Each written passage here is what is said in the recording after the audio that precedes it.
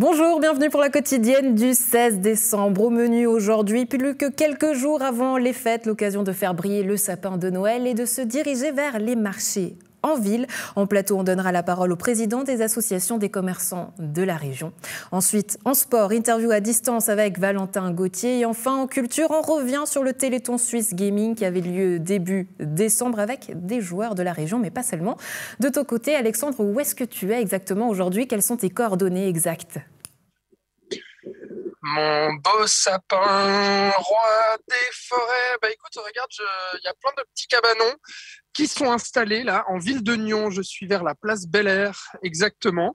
Il y en a qui s'installent parce que le marché de Noël de Nyon commence dès aujourd'hui et se tient jusqu'au 24 décembre. Il y aura des animations, il y aura plein de stands de nourriture et autres d'artisans. Et puis même un sapin de Noël que voici. Alors, on ne voit pas bien. Si, on le voit bien. Voilà. Donc, du coup, j'irai faire un petit tour des commerces, voir un petit peu comment tout ça s'installe ici à Nyon.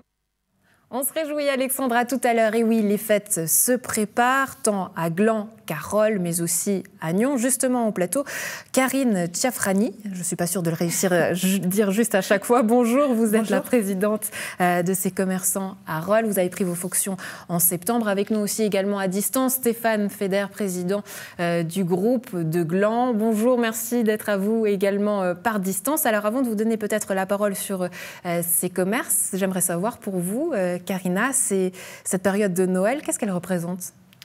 Écoutez, je pense un peu comme tout le monde, on retourne en enfance.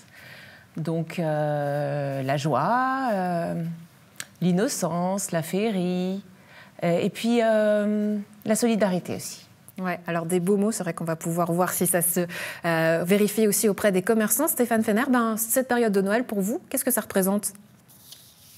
Alors, ça représente aussi des valeurs familiales, des choses comme ça, mais aussi pour les commerçants, peut-être un peu de reprise de leur vente. C'est une période très importante, hein, puisqu'ils font une grande partie de leur chiffre d'affaires dans cette période. Donc, on est vraiment content qu'il y ait des actions qui se produisent en ce moment. On en parlait tout à l'heure. Alors, vous rentrez direct dans le vif du sujet, mais est-ce que c'est vrai que c'est la période essentielle et cruciale pour que finalement le reste de l'année fonctionne bien? Est-ce que cette période de Noël, elle est essentielle aux commerçants?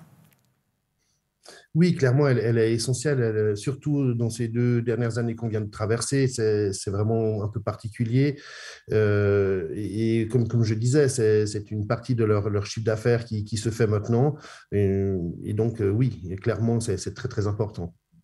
Alors Karine, c'est vrai que pour Rolle, l'enjeu est d'autant plus grand qu'il y a eu aussi ces travaux à Rolle. Aujourd'hui, vous avez pris la tête de cette présidence depuis septembre. Comment ça se passe? Comment il se porte ce commerce rollois?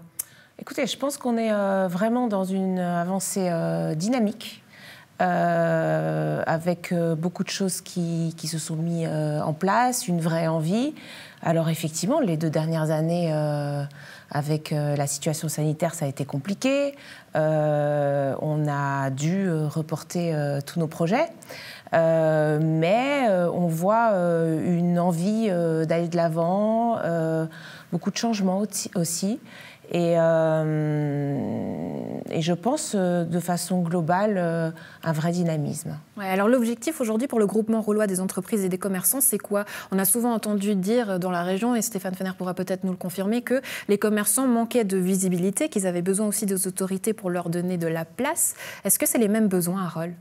Oui, bien sûr. Alors l'association, c'est une vitrine. Un réseau aussi, hein, on oublie toujours cette fonction.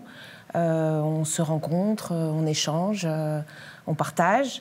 Et puis, il y a une excellente collaboration qui se fait avec la commune, qui permet de mettre en avant les spécificités de chacun. Ouais, pour Rolle, on parle de combien de commerçants environ? Alors, adhérents à notre association, on est environ 70. Et ça représente sur le bassin rollois 10% de l'ensemble des entreprises et associations.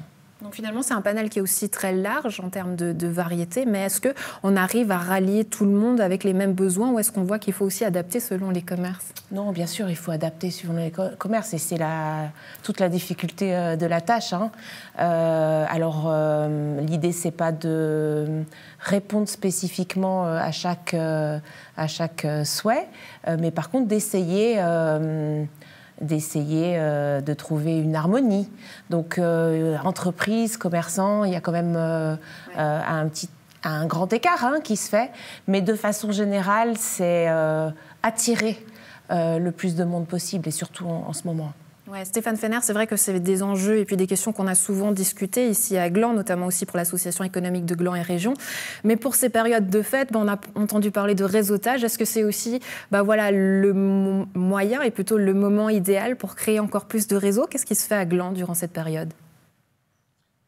Alors à Gland, il se passe passablement de choses. Il y a des beaux projets, comme vous le savez, on a une très bonne entente avec la municipalité, les autorités en général, j'ai envie de dire.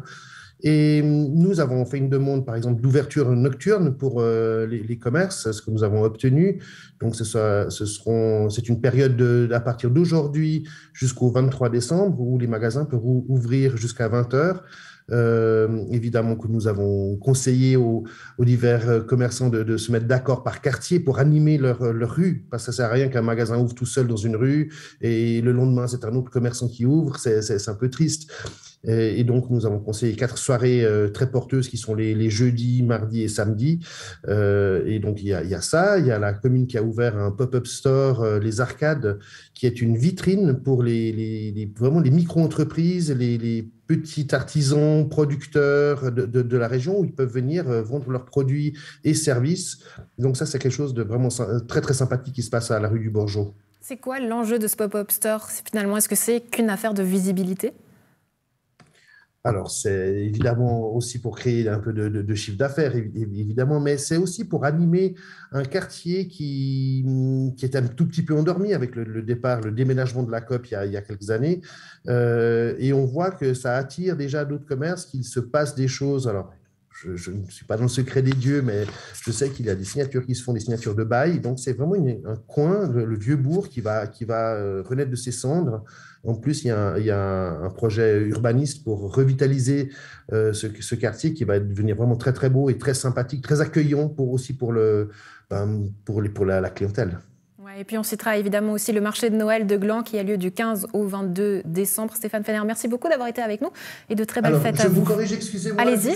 15 et 22. C'est les 2 mercredis. Oui, voilà. Deux jours. Excusez-moi. Oui, pas de souci. Très belle journée à vous et très belle fête à vous. À bientôt, Stéphane.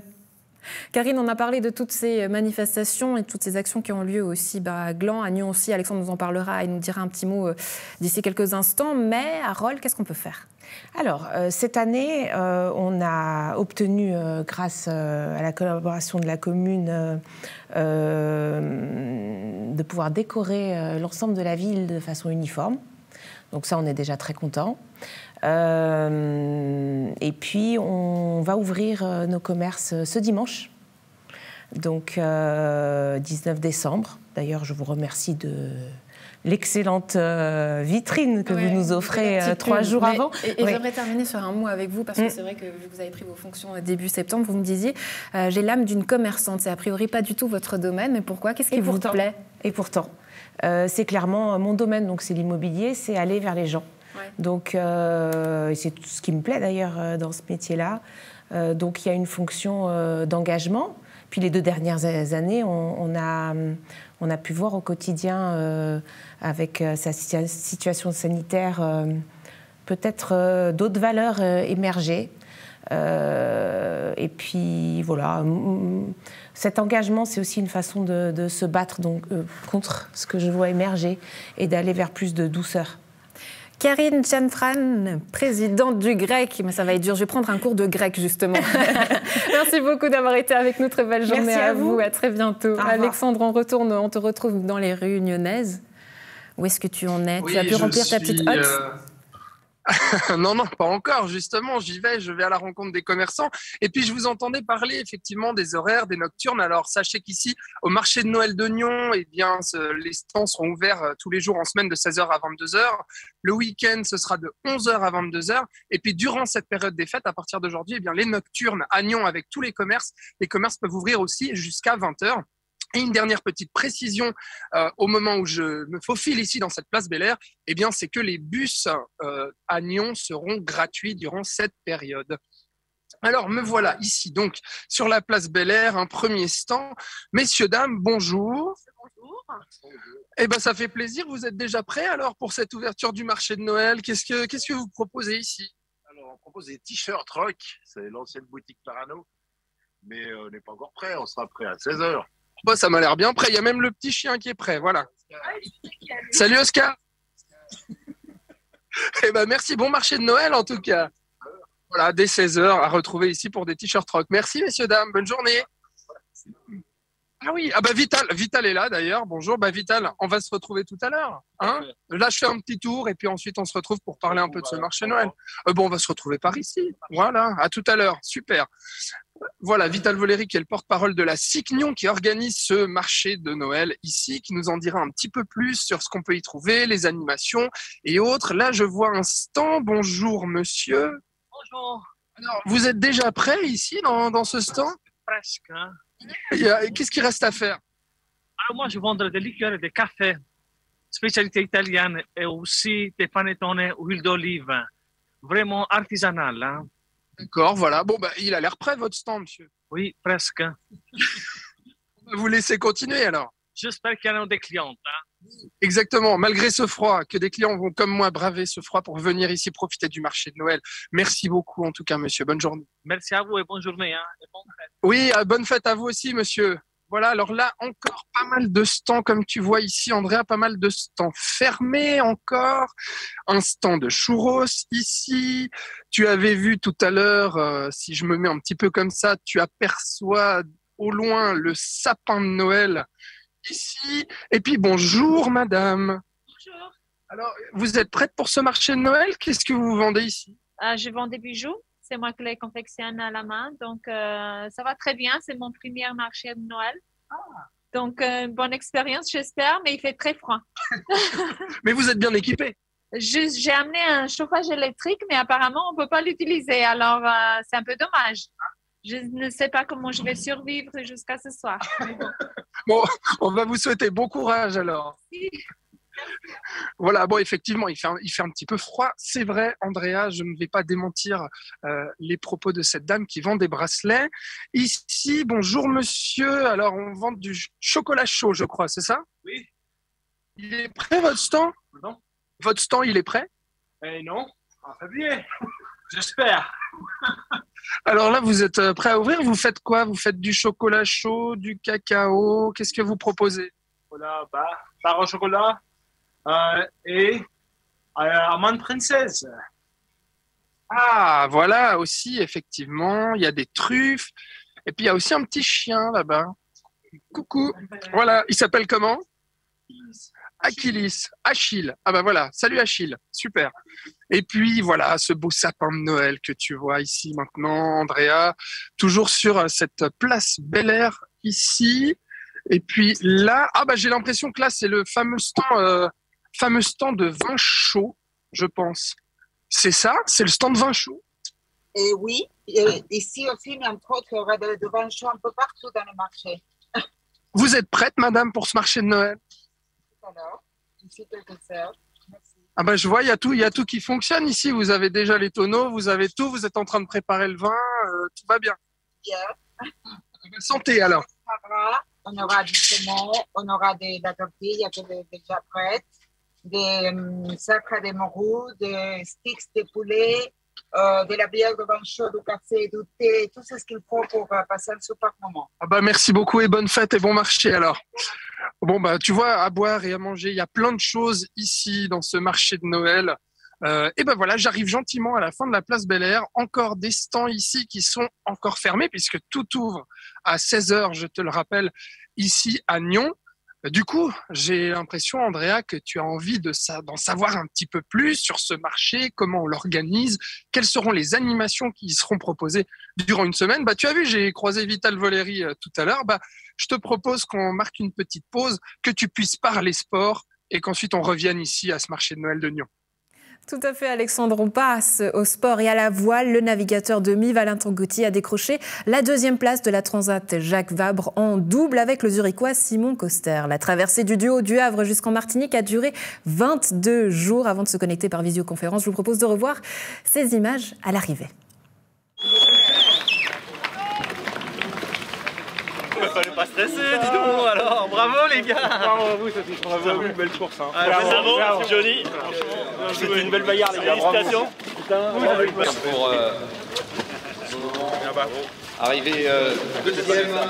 Bon, les bons. Bravo. Il y a en rose copieusement Antoine Carpentier. Ah, et je sens qu'en... Voilà, c'est beau, ça. Merci les gars. Valentin Gauthier, bonjour. Merci beaucoup d'être avec nous. C'est vrai que là, on voit du soleil dans les images. Ça fait du bien puisqu'on vient de parler de froid. Mais cette deuxième place, qu'est-ce qu'elle représente pour vous ?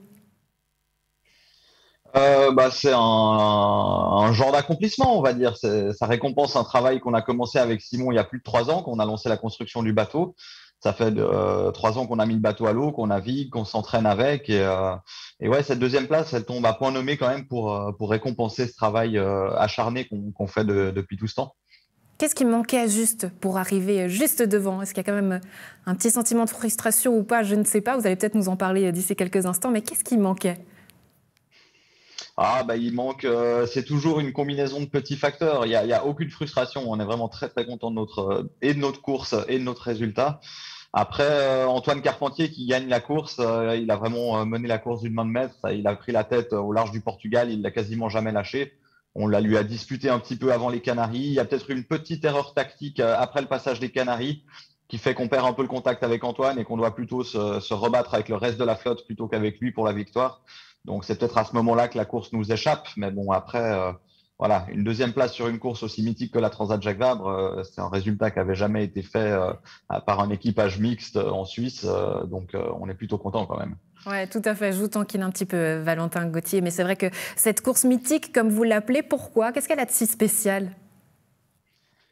C'est une des grandes courses, c'est un des grands rendez-vous de la course au large, quoi. Voilà, dans le tennis, il y a les grands chelems, dans le foot, il y a l'Euro, les Coupes du Monde, tout ça. Et en course au large, il y a quelques grands rendez-vous comme le Vendée Globe, la Transat Jacques Vabre, la Route du Rhum. Ça fait partie quand même des courses les plus suivies, quoi. C'est une des rares courses dont on parle en Suisse dans les médias au final. Ouais. Parmi ces 22 jours en mer, est-ce qu'il y en a un ou peut-être plusieurs qui vous ont marqué ? J'ai des très bons souvenirs de la nuit avant l'arrivée au final.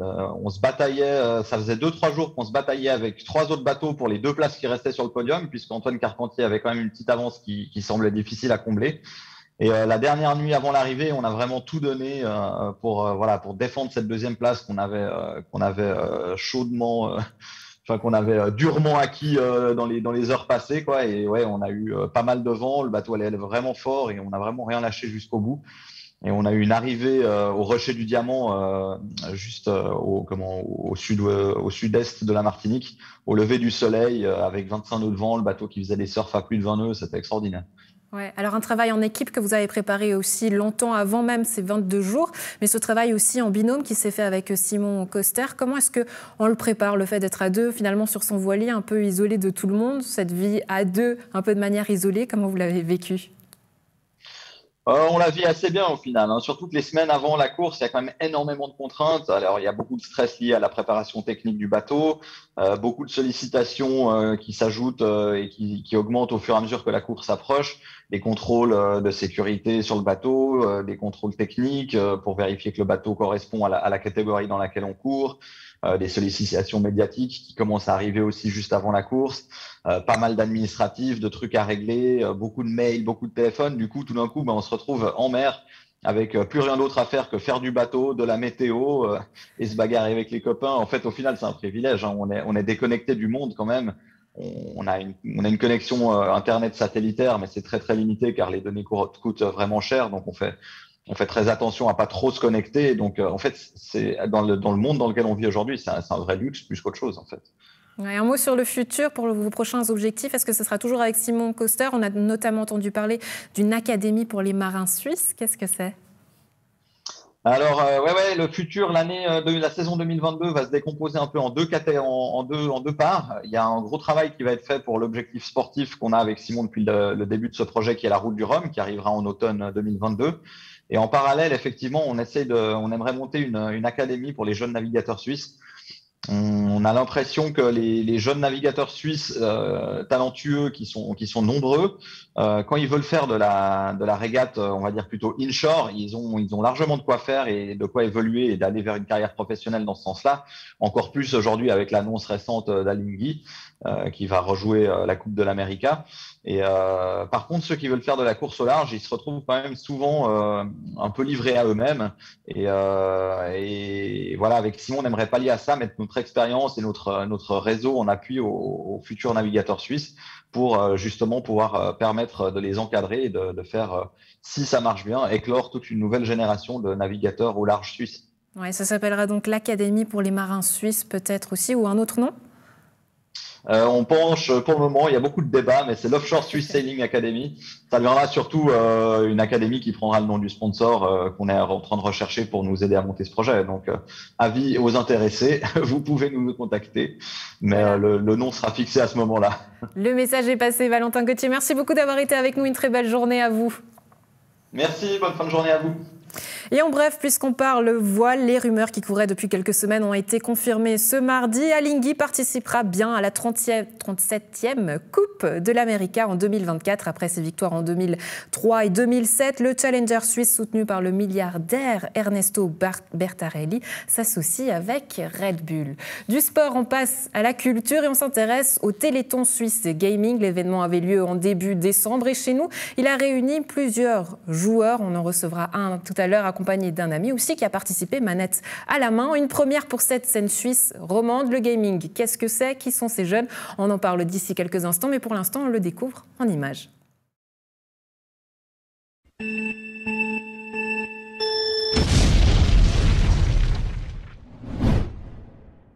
Hey, salut à toi! Bienvenue au Téléthon Suisse Gaming!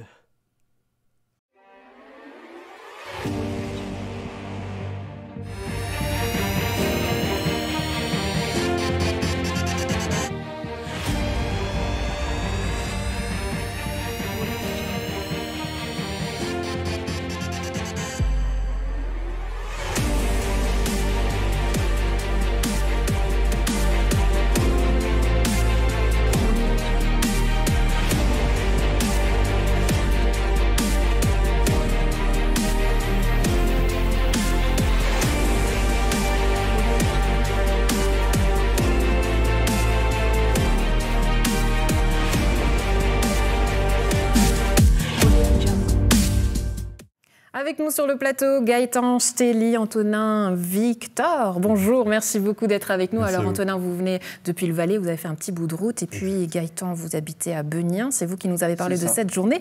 Mais le Téléthon Suisse Gaming, qu'est-ce que c'est en quelques mots ? Concrètement, le Téléthon Suisse Gaming, c'est la communauté donc, des joueurs de jeux vidéo qui ont décidé, un petit peu à l'image du Z-Event qui se passe en France, de faire un petit peu la même chose, mais localement, en Suisse, c'est-à-dire réunir le plus de joueurs possible sur Twitch, streamer tous en même temps. Donc streamer, c'est diffuser nos parties de jeux vidéo comme les émissions télé sont actuellement, mais sur les jeux vidéo. Et puis les personnes qui nous regardent ont la possibilité de donner de l'argent directement via des cagnottes. Et puis c'est ce qui s'est passé tout simplement cette période. Ouais, vous avez récolté plus de 4000 francs, mais Antonin, le but c'était quoi? Récolter l'argent, mais pas que, j'imagine. Exactement, en fait le but c'était surtout de marquer l'histoire, de dire que ce qui se passe sur Internet, c'est pas forcément rester derrière son écran, être derrière un jeu vidéo et rien faire. On peut récolter un maximum d'argent pour des associations en s'aidant tous ensemble. Et en tant que créateur de contenu, je trouve ça... C'était génial, c'était une expérience exceptionnelle. Ouais, justement, comment ça s'est passé? C'est plusieurs heures d'affilée où vous jouez ou qu'est-ce qui se passe durant ces journées-là? Alors en fait, effectivement, il y a eu plusieurs organisations. On était une cinquantaine au total. Et puis, les 6 personnes, donc membres de la KZ ou autres, KZ, on reviendra peut-être après dessus. Non, allez-y, la KZ, qu'est-ce que c'est? Je te laisse présenter la KZ. Okay. Donc en gros, la KZ Corp, Carnots Corp, on l'appelle comme on veut, c'est une association que j'ai créée pour créer des événements virtuels et rassembler des créateurs de contenu suisses notamment, mais surtout francophones, autour de jeux vidéo et des mêmes objectifs. Et au final, avec le Téléthon, on a réussi, et Noétique, merci à eux, on a réussi à réunir l'élite du streaming francophone suisse donc avec Raiki, Mucha, Ivo, Shinro et Atom. Vous avez cité tout le monde, c'est magnifique. Ouais. Voilà, on n'oublie personne, c'est SO. parfait. Mais voilà, qu'est-ce qui s'est passé? Donc, ces 6 joueurs étaient ensemble, vous étiez tous réunis à Fribourg, je crois, durant cette journée-là. Et puis là, vous étiez tous derrière vos écrans. Exactement. On était, effectivement, on a décidé de tous se réunir. Normalement, on devait faire ça chacun dans notre chambre, de notre côté. Mais nous 6, on a décidé donc de tous se réunir dans les locaux justement de Noétique. D'ailleurs, merci beaucoup à eux. À Fribourg. Et puis, on avait donc chacun nos ordinateurs. Et puis, en fait, on faisait exactement ce qu'on fait normalement à la maison. Tous les joueurs le savent. On a une console, un PC, on joue aux jeux vidéo. On a fait exactement la même chose, sauf qu'on était tous au même endroit.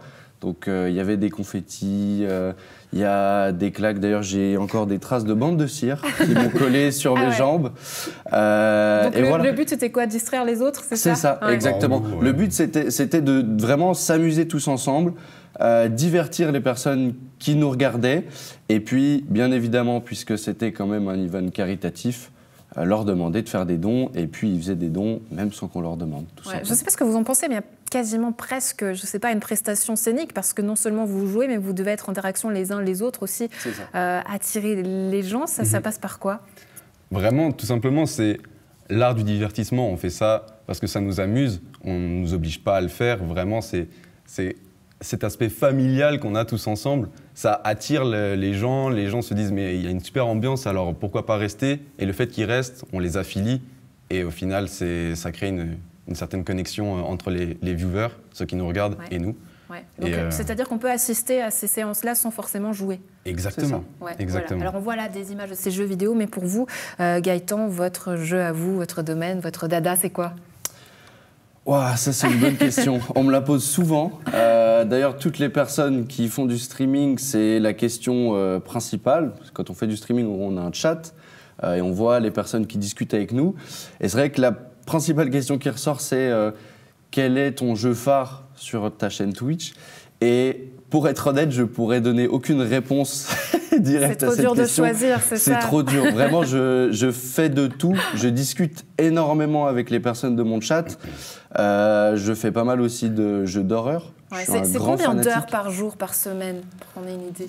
Alors, pour avoir une idée, puisque je travaille quand même à côté, par semaine, je pense que je pourrais passer facilement 15 heures derrière mon ordinateur à jouer, à diffuser sur Twitch, si ce n'est plus. 15 heures par semaine, ça va, c'est sage. Je ne sais pas si c'est la vérité, Antonin. Si, je pense que je me rapproche plutôt de lui en vrai, parce qu'on essaye de garder ce côté quand même sain. On n'est pas là pour abuser et rester toute une journée entière derrière les écrans. On veut montrer aussi qu'on donne un bon exemple. Et je pense que 15 heures, c'est une bonne moyenne. Alors le bon exemple, c'était aussi d'avoir participé finalement à ce Téléthon Suisse Gaming. Est-ce qu'on peut encore y participer d'une manière ou d'une autre? Alors, on peut toujours, toute l'année, faire des dons pour le Téléthon. Après, le Téléthon Suisse Gaming, c'était vraiment une certaine période, c'était du 1er au 5 décembre. Normalement, l'année prochaine, selon les rumeurs qu'il y a, il va y avoir un nouvel événement. Donc, je ne sais pas encore les dates. Mais en tout cas, pour faire des dons au Téléthon, c'est possible toute l'année, donc n'hésitez pas. Sur leur site internet, exactement. Très bien. Et puis, est-ce que la Casette LAN va se réunir pour Noël? Peut-être un gaming spécial Noël? Alors, franchement, je pense que niveau organisation, ça risque d'être compliqué en ce moment. Mais l'année prochaine, c'est sûr. Je lance une bouteille à la mer, mais c'est quasiment sûr que vous allez voir une deuxième édition de la Casette LAN. Pourquoi pas l'organiser sur notre plateau, même en tout cas. Gaëtan, Antonin, merci beaucoup d'avoir été avec nous. Très belle journée à vous. On retourne au marché de Noël. Est-ce qu'il y a quelque chose qui vous a tenté? Au marché de Noël? Les gaufres, le vin chaud. Le vin chaud. Le vin chaud. C'est la même chose. Allez, on prend du vin chaud. Alexandre, est-ce que tu arrives à nous trouver ça? Je ne sais pas si... Ah, tu es là, Alexandre. J'ai eu peur que tu parles. Ah oui, bien sûr, mais j'y étais au vin chaud, Andrea. Mais là, je suis devant le sapin avec Vital Voleri, qui est porte-parole de la Cicnion. Bonjour Vital. Bonjour Alexandre. Alors la Cicnion qui s'occupe d'organiser ce marché de Noël du 16 au 24 décembre, ici à la place Bel Air et puis un peu partout, rue de la Gare aussi. Vous m'avez dit avant, voilà, on voit le sapin, on voit les lumières qui commencent à se mettre. Ça fait du bien après l'année passée où le marché de Noël n'avait pas pu s'organiser, de revenir à quelque chose d'un peu festif. Les gens en ont besoin. Oui, alors excessivement positif pour tout le monde. On a un esprit festif. On annonce quand même 9 jours sans pluie, donc c'est pas mal du tout.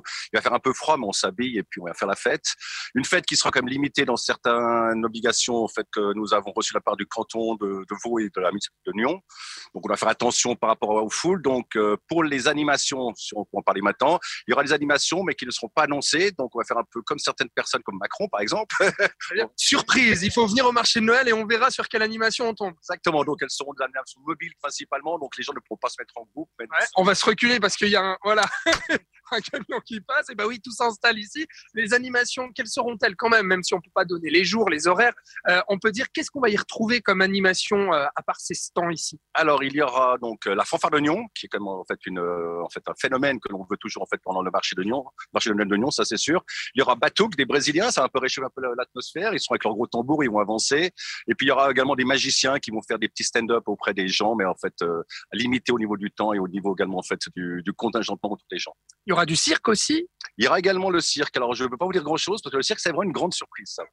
C'est pas le cirque de Noël de Genève, mais c'est un petit cirque. Je suis sûr que vous pouvez nous en dire un petit peu plus. Il y aura encore d'autres choses. Il y aura du chant, il y aura de la danse, il y aura d'autres trucs. Oui, non, mais en fait, je ne peux pas tout dire, vous comprenez pourquoi. Parce qu'après, on va nous poser des questions. Mais quand est-ce que passe justement le groupe des Rolling Stones et puis on veut y aller? Voilà, donc il faut venir tous les soirs ici au marché de Noël de Nyon, c'est ça. Il y a combien de commerçants et puis ils viennent d'où ces commerçants? Alors, nous avons exactement 25 chalets donc installés, des exposants qui sont des artisans, qui sont des commerçants.